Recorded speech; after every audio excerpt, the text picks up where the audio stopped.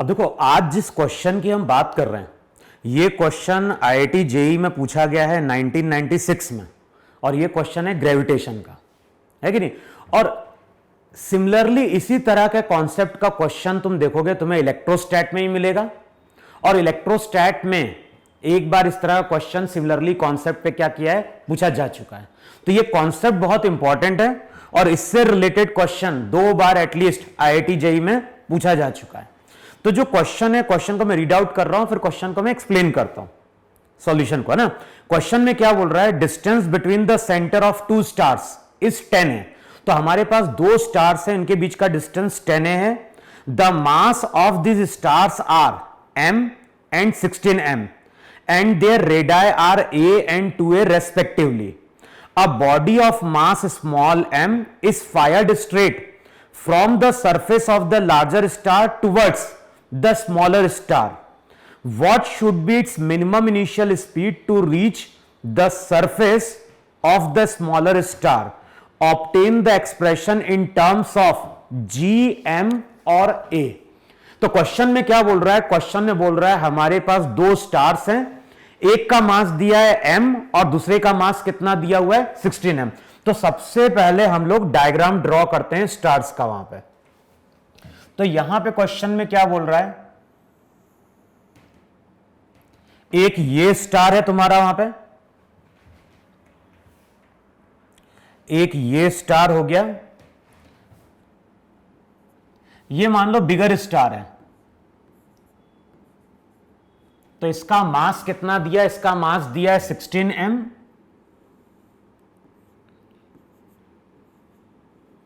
ये जो डिस्टेंस दिया है, ये डिस्टेंस दिया है 2a। फिर क्वेश्चन में क्या बोल रहा है, क्वेश्चन में बोल रहा है कि फिर यहां पे एक और स्टार है।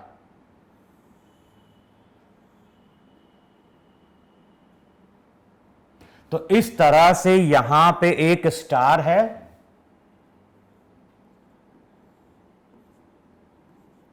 इसका रेडियस a, इसका मास m। तो हमारे पास 2 स्टार हैं, जो बड़ा स्टार है उसका मास 16m, रेडियस कितना दिया हुआ है, रेडियस दिया है वहां पे 2a। जो स्मॉलर स्टार है उसका मास m, उसका रेडियस a, और इन दोनों के बीच का जो डिस्टेंस है वो डिस्टेंस दिया हुआ है यहां पे 10a। तो हमारे पास 2 स्टार्स हैं, दोनों स्टार के बीच का डिस्टेंस वहां पे कितना दिया गया है, 10a। अब हमारे पास यहां पे एक पार्टिकल है और उस पार्टिकल को हम यहां पे फायर कर रहे हैं। तो ये जो एक पार्टिकल है, पार्टिकल का मास m, और इस पार्टिकल को हम u स्पीड से वहां पे क्या कर रहे हैं, फायर कर रहे हैं टुवर्ड्स द स्मॉलर स्टार। अब क्वेश्चन में क्या बोल रहा है, क्वेश्चन में बोल रहा है u की, क्वेश्चन में यहां बोल रहा है u की मिनिमम वैल्यू क्या हो। क्वेश्चन में यहां क्या बोल रहा है, क्वेश्चन में बोल रहा है यहां पे कि u की मिनिमम वैल्यू क्या हो जिससे कि ये पार्टिकल कहां पहुंच जाए, स्मॉलर स्टार के सरफेस पे पहुंच जाए वहां पे।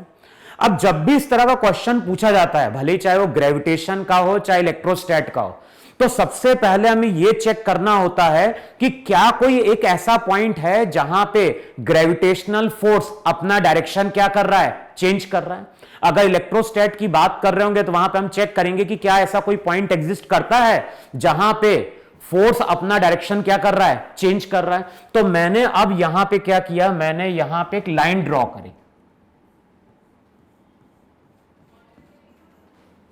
और ये जो मैंने लाइन ड्रॉ करी है, ये मैंने लाइन ड्रॉ करी है at a distance x।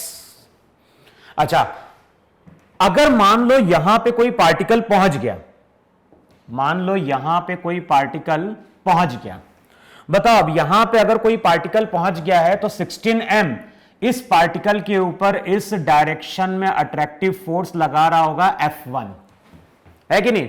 Similarly ये जो स्मॉलर स्टार है जिसका मास m है, वो भी इस पार्टिकल के ऊपर अट्रैक्टिव फोर्स लगा रहा होगा और उसकी वैल्यू क्या होगी, F2 होगी वहां पे।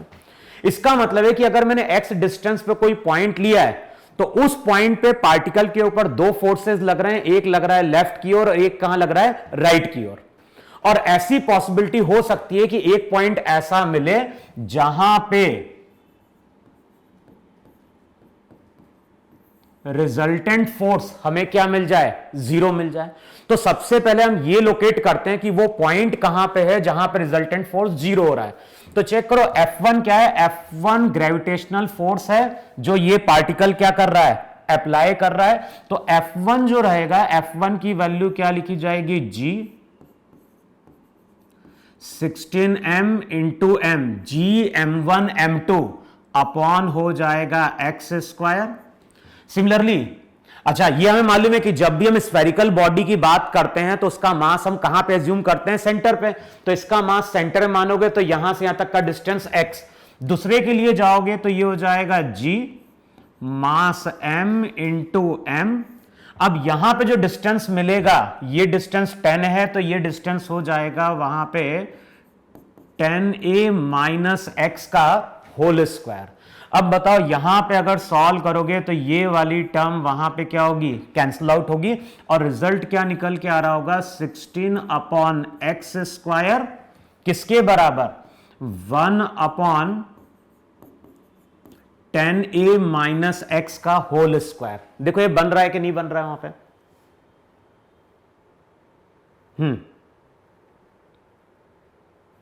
अच्छा, अब इसको अगर सॉल्व करोगे तो रिजल्ट क्या हो जाएगा, रिजल्ट हो जाएगा 10a minus x, under root हटाओ तो यहां पे हो जाएगा x अपॉन 4। देखो है कि नहीं है, 10a माइनस एक्स हो जाएगा x बाय 4। तो अगले स्टेप में क्या हो गया, 10a किसके बराबर, x प्लस एक्स बाय 4, तो ये हो जाएगा 5x बाय 4। अब चेक कर लो यहां से वैल्यू क्या निकल के आएगी, 5 2 10। तो यहां पे जो x आएगा, चेक करो x की वैल्यू 8a आ रही है कि नहीं आ रही है। इसका मतलब है कि इन दोनों स्टार्स के बीच में एक पॉइंट ऐसा है जो कितने डिस्टेंस पे, बिगर स्टार से 8a डिस्टेंस पे है और उस पॉइंट पे फोर्स हमारा क्या हो जाता है, जीरो हो जाता है। फोर्स अगर जीरो हो रहा है इसका मतलब यह हुआ कि नहीं हुआ कि अगर मान लो यहां कहीं कोई पार्टिकल है, किसी टाइम पे यहां कहीं कोई पार्टिकल है, तो बताओ इस पार्टिकल पे दो फोर्स बन रहे हैं कि नहीं बन रहे हैं। 16m के कारण यहां जो फोर्स बन रहा होगा उसको हम बोल देते हैं F1 डैश, और इसके कारण जो फोर्स आ रहा होगा उसको हमने बोल दिया F2 डैश। तो इसके कारण यहां पे F1 डैश, बिगर स्टार के कारण यहां पे F1 डैश और स्मॉलर के कारण F2 डैश। अब देखो ये जो लाइन है, इस लाइन पे तो फोर्स यहां पे क्या हुआ है, अगर हम इस लाइन की बात कर रहे हैं तो इस लाइन पे रिजल्टेंट फोर्स हमारा क्या है, जीरो है। लेकिन अगर हम इस लाइन के पीछे होंगे तो बताओ कौन सा फोर्स ज्यादा होगा। तो अगर यहां कहीं कोई पार्टिकल है कुछ डिस्टेंस पे, तो बताओ इस पार्टिकल का मास ज्यादा है। अभी अगर इस पार्टिकल की बात करें तो ये पार्टिकल इसके ऊपर क्या करेगा, अट्रैक्टिव फोर्स लगाएगा। इसका मास भी ज्यादा है, डिस्टेंस भी क्या है, कम है। तो बताओ F1 डैश F2 डैश से अभी क्या होगा, ज्यादा होगा। और F1 डैश अगर F2 डैश से ज्यादा है इसका मतलब है कि इस रीजन में रिजल्टेंट फोर्स लेफ्ट की ओर होगा। अच्छा, सिमिलरली अगर इस लाइन के हम इस साइड चले जाएं तो फिर क्या होगा, इसके लिए डिस्टेंस बढ़ जाएगा, इसके लिए डिस्टेंस क्या होगा, कम हो जाएगा। तो अब इसका अट्रैक्टिव फोर्स ज्यादा होगा, इसका अट्रैक्टिव फोर्स कम होगा, तो रिजल्टेंट फोर्स अपना डायरेक्शन वहां पे क्या कर रहा होगा, चेंज कर रहा होगा। तो मिनिमम का मतलब क्या हुआ, मिनिमम का मतलब यह हुआ कि पार्टिकल को एटलीस्ट हम इस पॉइंट तक पहुंचा दें। जैसे ये पार्टिकल इस पॉइंट पे पहुंचता है, जैसे ये पार्टिकल इस पॉइंट पे पहुंच रहा है, उसकी स्पीड अप्रोक्सीमेटली क्या हो जाए, जीरो हो जाए। बताओ अगर हमने पार्टिकल को यहां से प्रोजेक्ट किया और पार्टिकल की स्पीड इनसफिशिएंट हुई, किसी टाइम पे पार्टिकल को हमने यहां से प्रोजेक्ट किया, पार्टिकल ऐसे आगे गया, यहां पे उसकी स्पीड क्या हो गई, जीरो हो गई, तो क्या होगा, फोर्स इसके ऊपर कहां लग रहा होगा, फोर्स लग रहा होगा इसके ऊपर लेफ्ट की ओर, तो पार्टिकल ऐसे आगे जाएगा, इसके बाद पार्टिकल क्या होगा, वापस बिगर स्टार पे आ जाएगा वहां पे। तो मिनिमम का मतलब यह हुआ कि पार्टिकल एटलीस्ट इस लाइन तक क्रॉस कर जाए, इस पॉइंट तक क्रॉस कर जाए। इस पॉइंट के बाद क्या होगा, इस पॉइंट के बाद तो रिजल्टेंट फोर्स राइट की ओर है, और इस रिजल्टेंट फोर्स के कारण ये पार्टिकल अपने आप कहां पहुंच जाएगा, स्मॉलर स्टार पे पहुंच जाएगा। अगर स्पीड हम और ज्यादा देंगे तब भी ये पार्टिकल क्या होगा, स्मॉलर पे पहुंचेगा, लेकिन अगर स्पीड कम हुई और पार्टिकल इस लाइन को क्रॉस नहीं कर पाया तब तो ये पार्टिकल बिगर स्टार पे क्या होगा, वापस चला जाएगा। तो इस तरह का जो कॉन्सेप्ट है उस पे इलेक्ट्रोस्टैट में भी आईआईटी में क्वेश्चन पूछा जा चुका है। और इन सभी क्वेश्चन का कॉन्सेप्ट केवल यही है कि हमें केवल यह देखना है कि क्या कोई एक ऐसा पॉइंट है जहां पे फोर्स अपना डायरेक्शन क्या कर रहा है, चेंज कर रहा है। तो इस केस में मिनिमम का मतलब है पार्टिकल को इस पॉइंट तक हमें पहुंचाना है। अब तुम क्या करो, इस पॉइंट को बोलो ए, इस पॉइंट को बोलो बी। हमें मालूम है कि ग्रेविटेशनल फोर्स कंजर्वेटिव फोर्स है, तो हमें क्या लिखना है, हमें लिखना है जितनी एनर्जी ए पॉइंट पे होगी, बताओ जितनी एनर्जी हमारी ए पॉइंट पे होगी इतनी एनर्जी हमारी क्या होगी, बी पे होगी कि नहीं होगी। अब ए पॉइंट पे अगर एनर्जी लिखनी है तो बताओ कैसे लिखेंगे। ए पॉइंट पे एनर्जी काइनेटिक भी होगी, साथ में पोटेंशियल भी होगी। तो पहले यहां पे चेक करो, यहां पे इस पॉइंट पे पोटेंशियल कितना है। पोटेंशियल का मतलब था यूनिट मास को लाने में किया गया वर्क। तो यहां पे अगर पोटेंशियल लोगे तो 16 m के कारण भी होगा और इस m के कारण भी होगा। तो पोटेंशियल क्या लिखा जाएगा, पोटेंशियल लिखा जाएगा माइनस, फॉर्मूला क्या था, minus GM by r distance. तो ये हो जाएगा माइनस 16m इंटू जी। मास को हमें सेंटर में मानना है, तो ये डिस्टेंस वहां पे कितना है, 2a। अब इसके कारण तो यहां पोटेंशियल इतना बन रहा है, इसके कारण भी यहां पोटेंशियल बनेगा और वो हो जाएगा माइनस GM बाय, यहां से लेके यहां तक का डिस्टेंस कितना हो गया, 8a। देखो है कि नहीं है।